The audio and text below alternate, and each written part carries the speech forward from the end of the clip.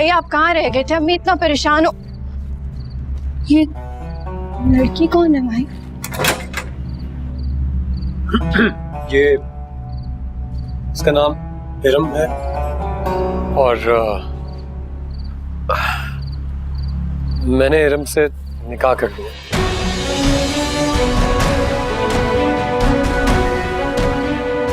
क्या ये क्या बकवास कर रहा है तू बाबर? बकवास नहीं कर रहा चाचू, यही सच है। आज अब्बू का 40वां है, आप इस लड़की को यहाँ खड़ा करके कह रहे हैं कि आपने निकाह कर लिया इससे। ये भी नहीं सोचा कि लोग क्या कहेंगे?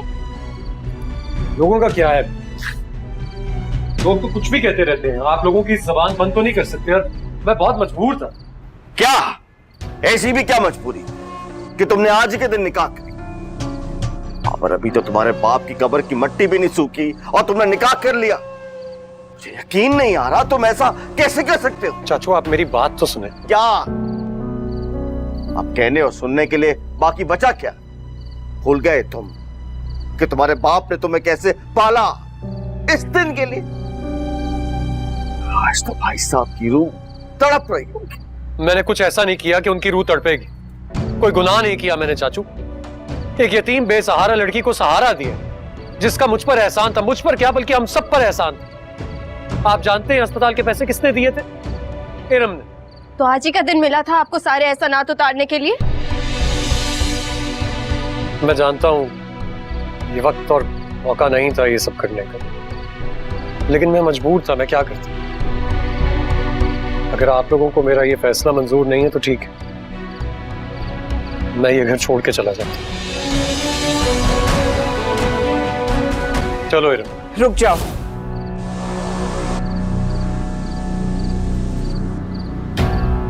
तुम कहीं नहीं जाओगे।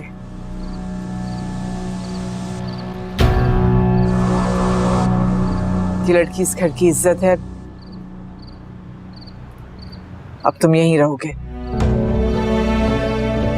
भाभी जी आप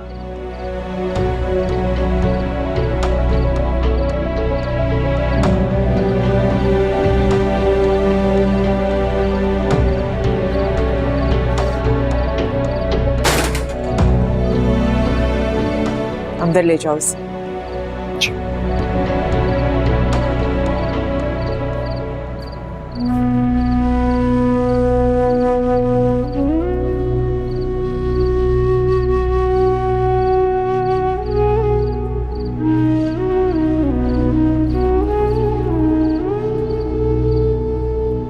आज कितनी आसानी से उसने कह दिया ये लड़की आपके घर की इज्जत है।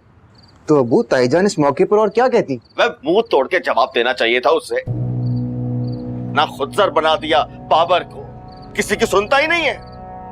आज के दिन का भी लिहाज नहीं किया और शादी रचा ली, और फिर भी भाभी साहिबा चुपचाप देखती रही तमाशा। अबू आप तो जानते हैं बाबर को, अगर वो घर छोड़ के जाता तो मसला और मजीद बिगड़ जाता। और वैसे भी शादी करना कोई गुनाह नहीं। क्या था तूने? यानी कि तेरा मतलब है जो कुछ उसने किया सही है? ना पूछा ना बताया, पता नहीं कौन लड़की है, कहां से उठा के ले आया।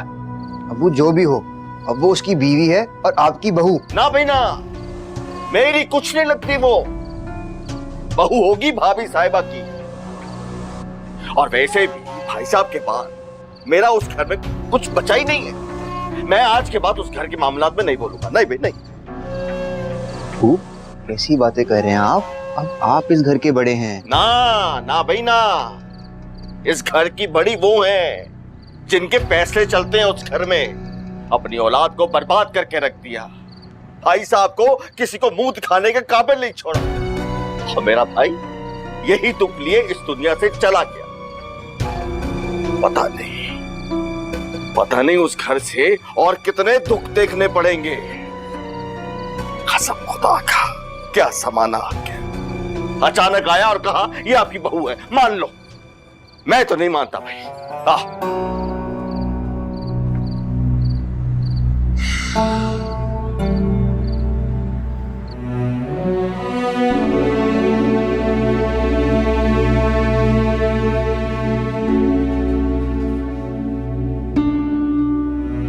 मुझे आपसे बात करनी थी अम्मी। जो करना था तुमने कर लिया, अब क्या बात रह गई है करने के लिए?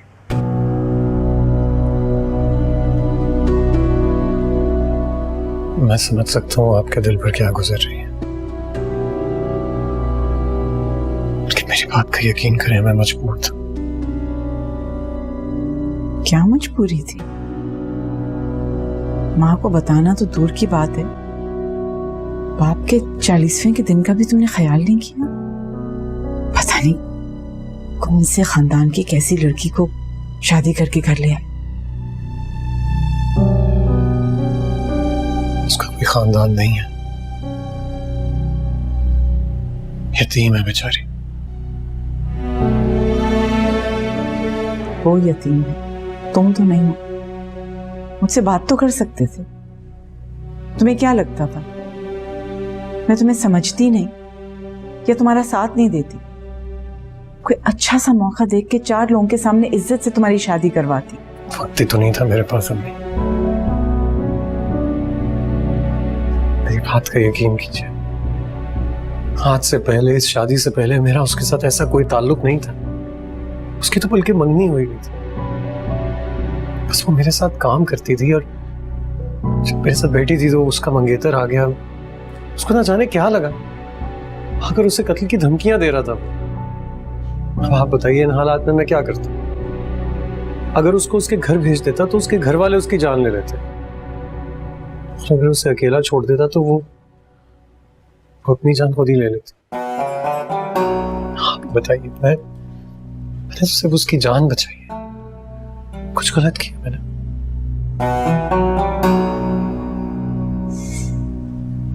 खुश रहो, अपनी नई जिंदगी का आगाज करो।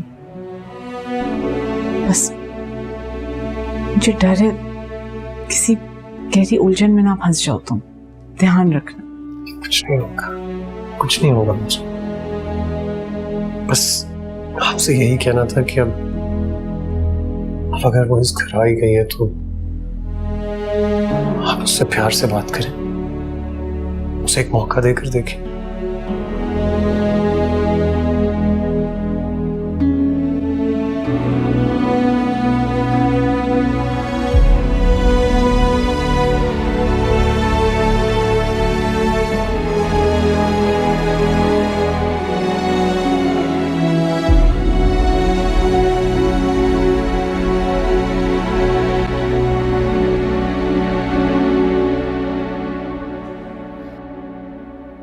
प्लीज प्लीज बैठ जाओ।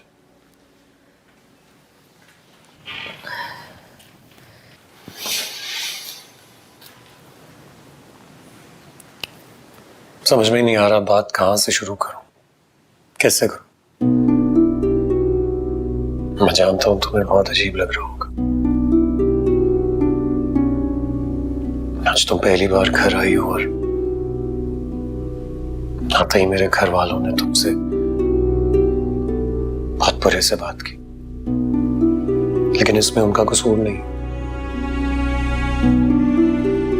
पिछले कुछ ही अरसे में हम सब ने इतने दुख देख लिए कि शायद ये सब बात हजम नहीं हो सकी। पहले चंदा के भागने की वजह से, और फिर उसके सदमे में अब्बू के गुजरने की वजह से।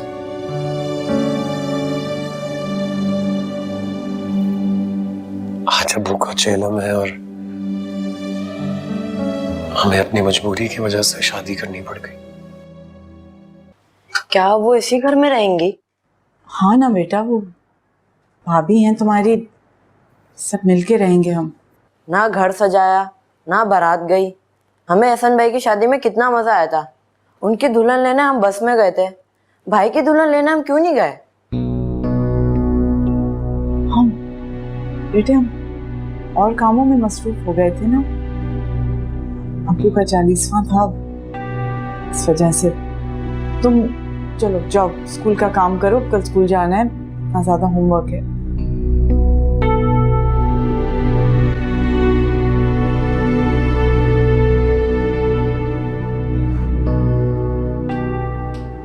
आज के दिन भाई को ये सब कुछ करना चाहिए था।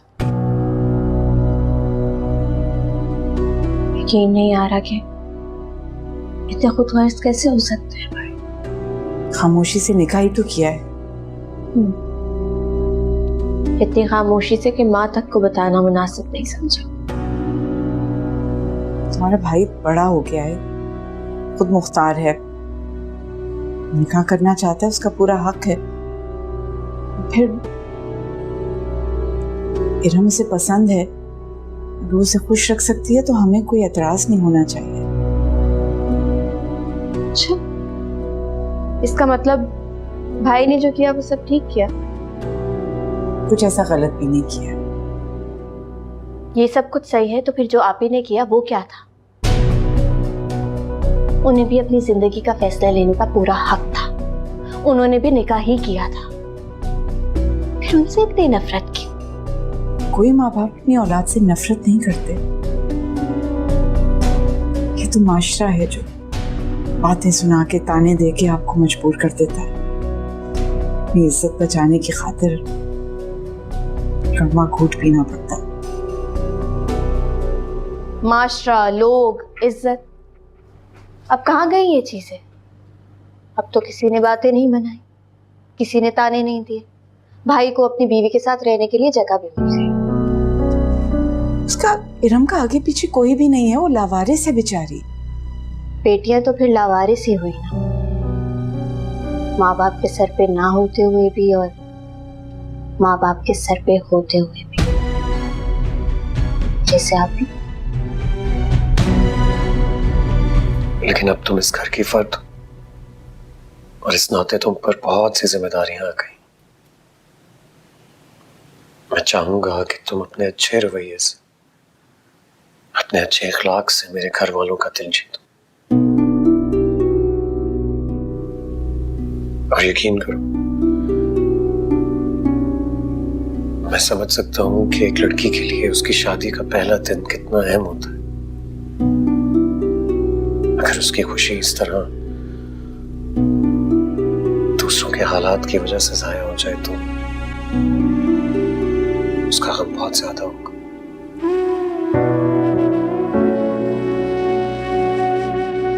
तुम्हारे ये मसले और रिश्तों के दुख मेरी जिंदगी का ये हसीन वक्त खा गए।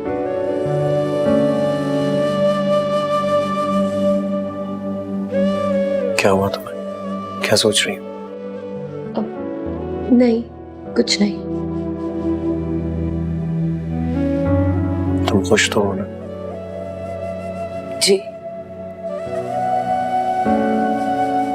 बस करो सितारा, सारा वक्त चंदा की रट लगाई हुई है तुमने। जो रट मैं आपके सामने लगा रही हूँ ये सच है और ये भाई तक पहुंचनी चाहिए। अगर आप नहीं पहुंचाएंगी तो मैं पहुंचा दूंगी। खुदा के लिए बस कर दो। 4 दिन की जिंदगी रह गई मेरी, वो भी मुझे सुकून से गुजारने नहीं दे रहे। मैं थक गई हूं।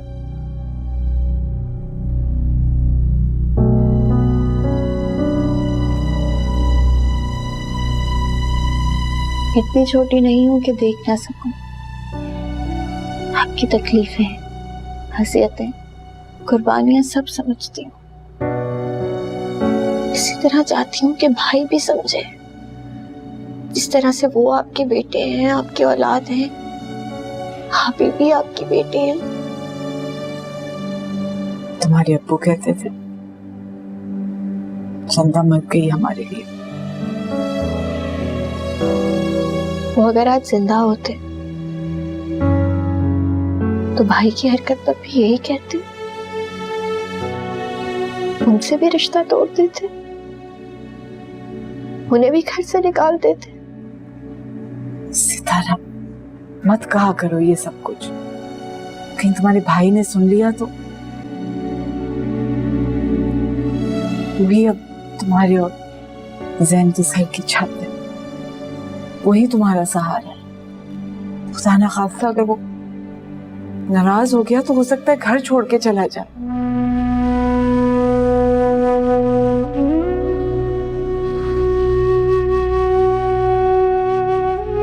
थोड़ा वक्त लगेगा लेकिन सब कुछ ठीक हो जाए।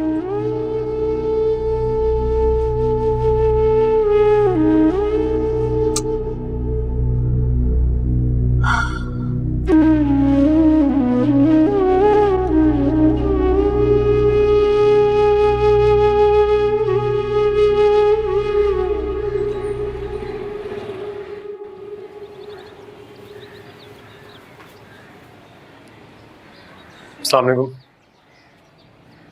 वालेकुम अस्सलाम।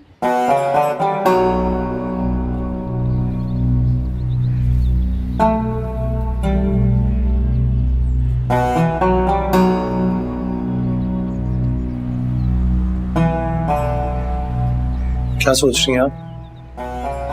सितारा, भाई के लिए नाश्ता ले आओ।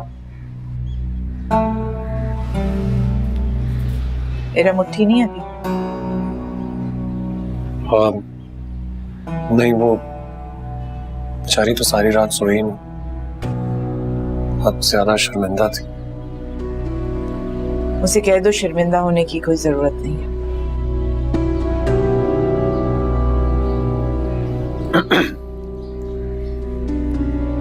अम्मी, कहीं आपको ऐसा तो नहीं लग रहा कि शादी के बाद मैं अपनी जिम्मेदारियों से भाग जाऊंगा?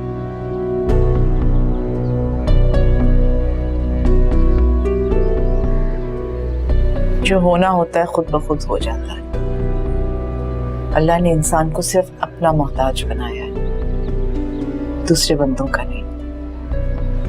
वो चाहे तो नेक औलाद दे के जिंदगी खुशियों से भर देता है, और अगर चाहे तो नाफरमान औलाद देकर माँ बाप की आजमाइश सख्त कर देता है। चलिए नाश्ता लाती हूँ।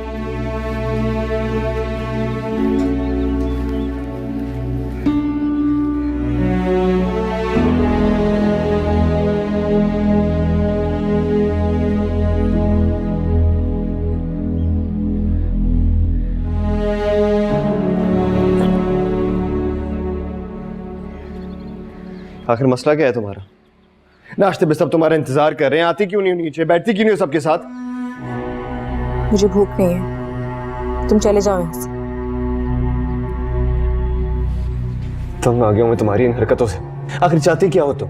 क्या कमी है इस घर में? कि तुम अपने आप से क्यों नहीं पूछते? क्या पूछूं? बताओ क्या पूछूं? कल 40वां था अब्बू का। तुम जानते थे कि मैं वहां नहीं जा सकती तुम्हारी वजह से। तुम्हें मेरे पास होना चाहिए था, टाइम देना चाहिए था, लेकिन तुम नहीं आए। पूरी रात तुम्हारा इंतजार किया, तुम्हें फोन किए, तुमने मुझसे बात तक नहीं की और कहते हो कि क्या हो गया? तो क्या करता है यार, अगर एक रात अपनी माँ के पास हो गया तो कौन सी कयामत आ गई? कोई कयामत नहीं आ गई। तुम्हें कभी मना नहीं किया। तुम बातें करो, सो पूरा दिन गुजारो अपनी अम्मी के साथ। लेकिन कल अब्बू का 40वां था, तुम्हें मेरे साथ होना चाहिए था, क्योंकि तुम और तुम्हारी फैमिली की वजह से मैं वहां नहीं जा सकती थी। और नहीं गई ना मैं वहां, और तुम भी नहीं आए। कितने बेहिस हो तुम बहुत बदल गए हो शाह। जो थे वो नहीं रहे अब। बस बस चल, मेरी बर्दाश्त का इम्तिहान मत देना। अगर इस घर में रहना है ना तो इस घर के उसूलों के मुताबिक रहना होगा तुम्हें। फैसला तुम पर है। रिश्ते बुनते हुए, अक्स चुनते हुए, छन से शीशा गिरा, रेजा रेजा हुआ, दिल था खाना बदोश, कब उसे घर मिला, एक तकदीर है, एक तुम हो वजह।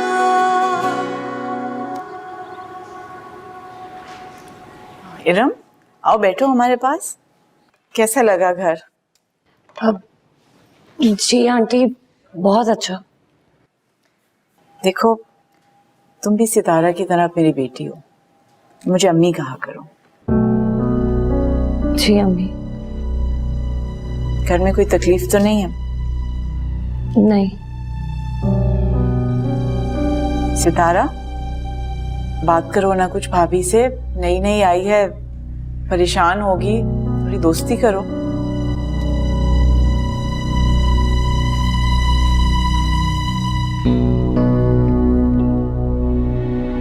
इसका बुरा नहीं मनाना। दरअसल सब कुछ नया नया हुआ है तो उसे भी अजीब लग रहा है। थोड़े अरसे बाद घुल मिल जाएगी। दरअसल जिस तरह तुम दोनों की शादी हुई है और ऐसे तुम आई हो, किसी को भी अच्छा नहीं लगा है। लेकिन वक्त के साथ सब ठीक हो जाएगा। जो हो चुका है, जो गुजर गया, उसको भूल जाओ। नए सिरे से अपनी जिंदगी यहाँ बनाओ। अब ये तुम्हारा घर है। मैं पूरी कोशिश करूंगी। अब तो मेरी बहू नहीं, मेरी बेटी हो। जो भी मसला हो, कोई भी तकलीफ हो, माँ समझ के मुझे बताना, झिझकना नहीं। चलो जाके मुंह हाथ धो लो, मैं तुम्हारे लिए नाश्ता बनाती हूँ।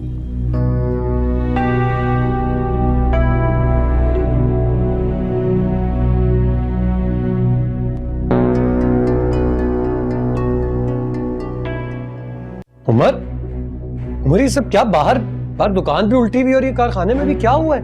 इतने नासमझ ना बनो। तुम अच्छी तरह जानते हो ये हालत तुम्हारी वजह से हुई है। उमर, तुम क्या कहना चाह रहे हो? खुलकर बात करो यार। इरम कहाँ है? इरम? इरम मेरे घर।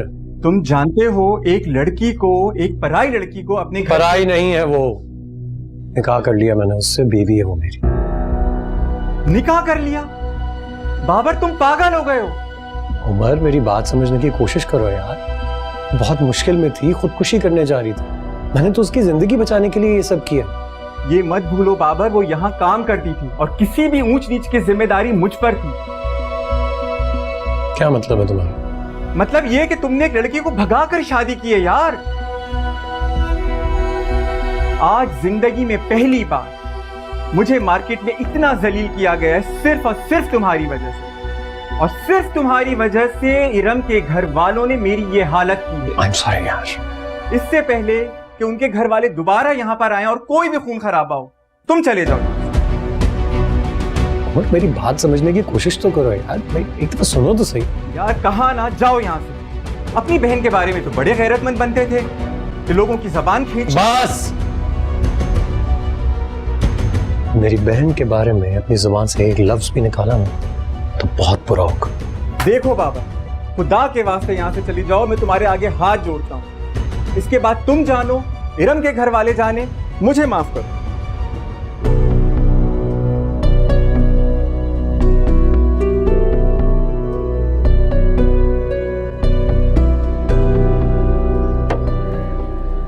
अस्सलाम वालेकुम अबू। वालेकुम अस्सलाम। सब खैर तो है? आज इतनी जल्दी आ गए? बस अबू, खबर ही कुछ ऐसी है कि दौड़ा चला आया। कहीं तुम भी निकाह करके तो नहीं आ गए? हद करते हैं अबू आप भी। क्या आपको आपका बेटा ऐसा लगता है? अरे भाई, आजकल की नस्ल से कुछ भी तवक्को की जा सकती है, किस वक्त क्या गुल खिला दे कुछ पता नहीं चलता। खैर तुम बताओ, क्या खुशी की खबर? अबू, दुबई से ईमेल आई है कि मुझे जॉब के लिए फिर सिलेक्ट कर लिया है। अरे वाह, ये तो बहुत खुशी की खबर है भाई। मुबारक हो तुझे, बहुत बहुत मुबारक हो। माशाल्लाह, मुझे पता था मेरा बच्चा बड़ा ही काबिल है। बस अबू, आपकी दुआओं का असर है सारा। अरे मेरी सारी दुआएं अपने बेटे के लिए हैं। अब देखना कहीं ऐसा ना हो कि दुबई की रंगीनियों में अपने गरीब बाप को भूल ही जाए। कैसी बातें करते हैं वो? ऐसा भला हो सकता है कभी? जी बता, कब जाना है? जाना तो इसी हफ्ते में है। अरे इतनी जल्दी? बस 2-3 दिन में वीजा वगैरह लग जाएगा तो बस फौरन रवाना होना है। अच्छा भाई, सच्ची बात तो ये है कि तेरे बगैर ये घर तो बिल्कुल वीरान हो जाएगा। अबू, आपके लिए और इस घर के लिए तो सब कुछ कर रहा हूँ, बस आप उदास ना हो। खैर से जा, मैं दुआ करूंगा कि तू जल्द से जल्द सेट हो जा। सेट होने के बाद फौरन अपने बाप को बुलाना। भाई तेरे बगैर मैं इस घर में अकेला क्या करूंगा? वो आप फिक्र ना करें, इंशाल्लाह जल्द ही आपको भी बुला लूंगा। चल ये ले, मुंह मीठा कर बिस्किट से। हाँ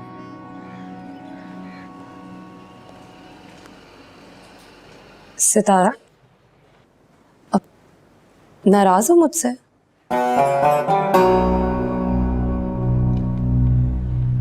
आपको ऐसा क्यों लगा?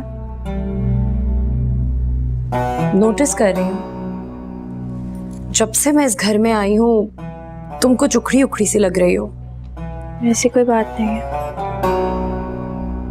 अच्छा चलो, खाना बनाने में तुम्हारी मदद कर देती हूँ। नहीं, उसकी जरूरत नहीं है, आप आराम करें। अच्छा खैर ये तो बताओ, बाबर को खाने में सबसे ज्यादा क्या पसंद है? हैरत की बात है, आपने भाई से शादी भी कर ली और आपको ये तक नहीं पता कि भाई को खाने में क्या पसंद है।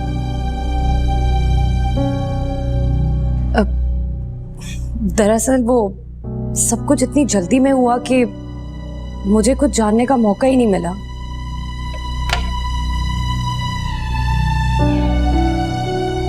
वाकई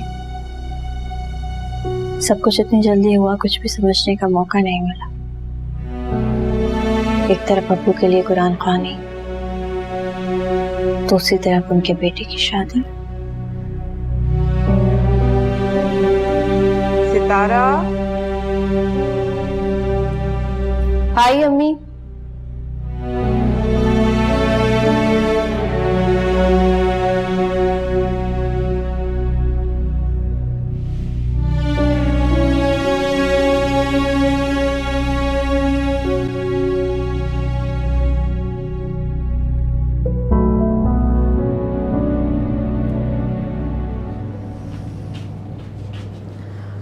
ये कपड़े किसने दिए? कुछ पूछ रही हूँ तुमसे, जवाब क्यों नहीं देती हो?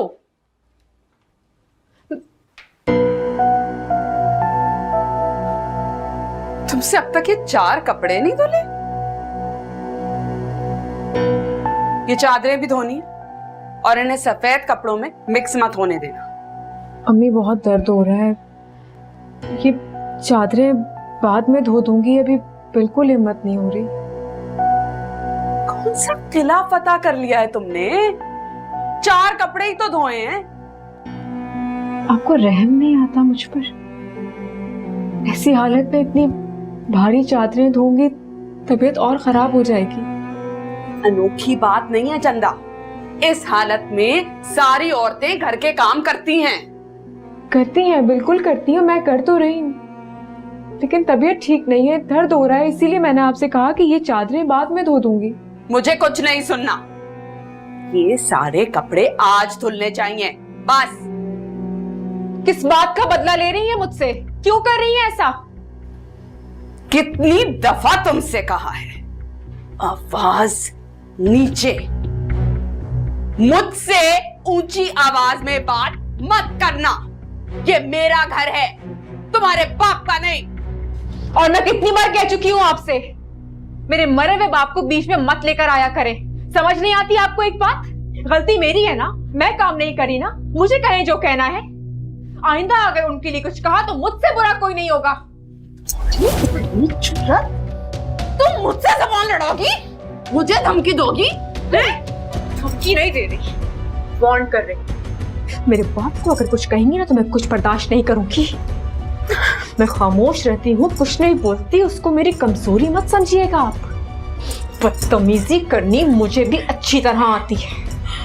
आइंदा गलती से भी मेरे अब्बू को कुछ मत कहिएगा। शराफत से रह रही हूँ ना इस घर में, मुझे रहने दें, समझिए आप?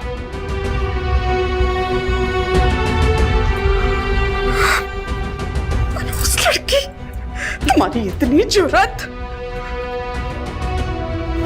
मेरे सामने 100 बार तौबा करवाऊंगी मैं। मुझे निशान डाले है ना,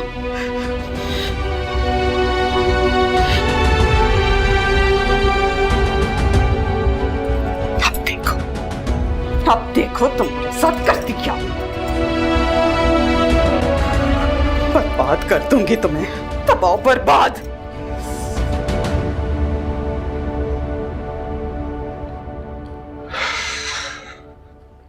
अस्सलाम वालेकुम। वालेकुम सलाम। खैरियत? इतनी जल्दी क्यों आ गए? जी जी खैरियत ही है, वो काम खत्म हो गया था तो मैंने सोचा घर चला। परेशान क्यों लग रहे हो? परेशान तो नहीं, वो तबीयत ठीक नहीं थी मेरी, सर दर्द हो रहा था बहुत, तो बस जा रहा हूँ। दिन रात काम में लगे रहते हो, ख्याल रखा करो, और मैं तुम्हारी मालिश करूँ। नहीं नहीं, उसकी जरूरत नहीं, मैं दवाई ले लूंगा, ठीक हो जाएगा। याद से खा लेना, और वापस काम पे जाने की जरूरत नहीं है, कमरे में आराम करो। मैं चाय भिजवाती हूँ। कोई जरूरत नहीं है, मैं सोने लगा हूँ। ये क्या छुपा रहा है मुझसे?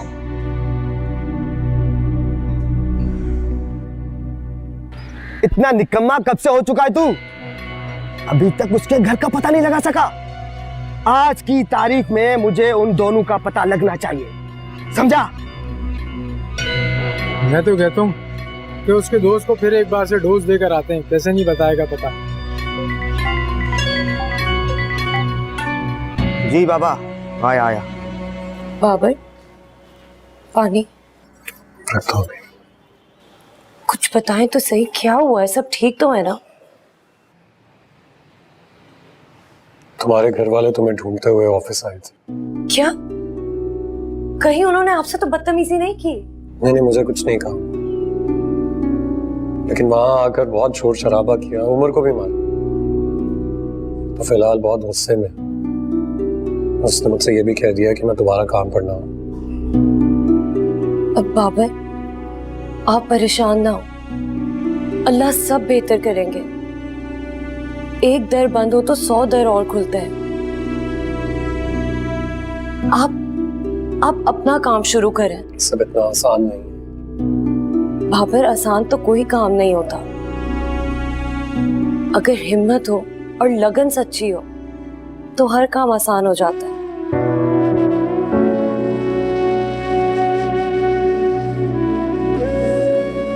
सही कहते हैं वैसे, एक बीवी ही अपने शौहर की ढाल होती है। पानी।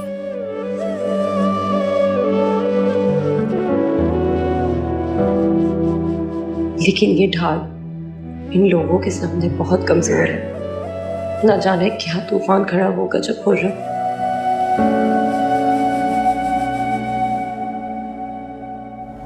दो टके की छोकरी की इतनी हिम्मत कि मेरी बीवी की कलाई मोड़। छोड़ूंगा नहीं मैं उसको। आप कहाँ जा रहे हैं? अरे छोटी से पकड़ के बाहर निकालूंगा। कोई जरूरत नहीं है। आप इस तरह जज्बाती होके ना सारा खेल बिगाड़ देंगे। अभी तो मौका मिला है मुझे, अब देखें मेरी सियासत। सियासत? मुझे क्यों रोक रही हो? शादी क्या तू? मेरी कलाई पर यह निशान डालकर उसने अपनी बर्बादी के परवाने पर मोहर लगाई है। अब देखें ये निशान क्या कमाल दिखाते हैं। आप ना बस बैठकर तमाशा देखें।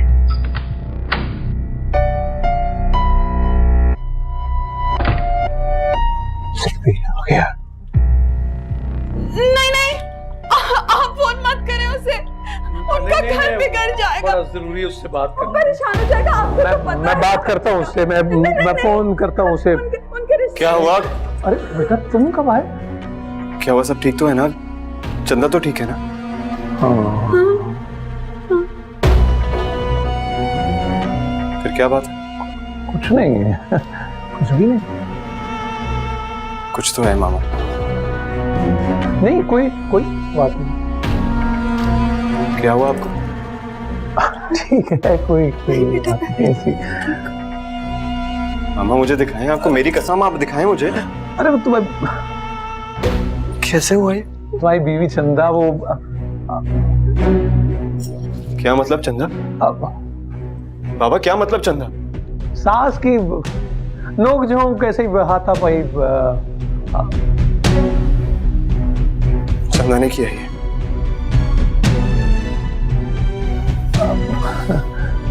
उसका मतलब नहीं था ऐसा। चंदा! चंदा!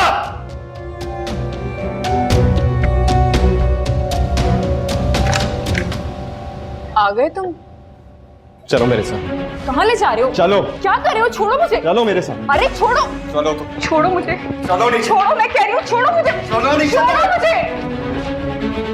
ये क्या हरकत की तुमने? जाकर अपनी मम्मी से क्यों नहीं पूछते? जो सवाल मैं पूछ रहा हूँ सिर्फ उसका जवाब दो। इसका जवाब बेहतर तुम्हें वही देंगी। मत भूलो चंदा, वो माँ है मेरी। वो चाहे कुछ भी कहे, तुम्हें उनसे बदतमीजी करने का कोई हक नहीं बनता। उन्हें भी मुझसे बदतमीजी करने का कोई हक नहीं है। हर वक्त वो मेरे अम्मी अब्बू को बुरा भला बोलती रहती है। अब्बू तो इस दुनिया में भी नहीं रहे, फिर भी अब्बू को हर बात पर कोसती है, बुरा भला कहती है। तुम समझा दो उन्हें। मैं अपने अब्बू के खिलाफ एक लफ्ज नहीं सुनूंगी, वरना कह रही हो तुम? मैं उन्हें समझाऊं, तुम नहीं समझोगी क्या? तुम मेरी बात ही नहीं समझ रहे। बस! माँ है वो मेरी, सोच भी नहीं सकता था कि तुम उनको चोट पहुंचाओगी। मैंने नहीं कुछ चलो किया। उनके साथ माफी मांगो। मैंने कुछ नहीं किया, थप्पड़ उन्होंने मुझे मारा था। मांगोगी तो और ना। क्या करोगे? हाँ क्या करोगे? मारोगे मुझे? मारो। बताऊं मैं तुम्हें? मैंने कुछ नहीं किया। बताऊं क्या?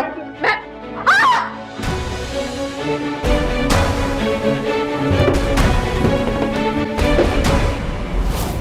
चंदा, चंदा, चंदा, चंदा, चंदा, बाबा गाड़ी निकाले, गाड़ी, बाबा जल्दी निकाले गाड़ी। भैया क्या हो गया इसको?